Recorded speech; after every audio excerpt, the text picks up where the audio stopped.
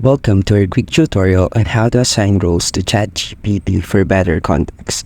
Whether using it for customer support, creative writing, or brainstorming, setting the right role can make all the difference. Now let's dive in. First, define the role you want Chatgpt to play.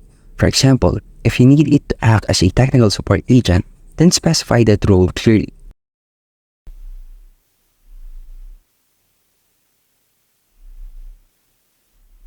And now, you can start by saying something like, you are a technical support agent for a software company. This gives ChatGPT the context it needs to provide accurate and relevant responses. Next, after delivering that prompt, we can now ask questions.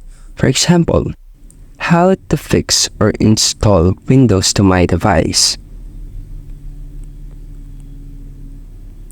And as you can see here, by clearly assigning and refining this role, we can now ensure that ChatGPT's responses are more relevant and useful for our needs. So try this approach in your next session, and thank you for listening.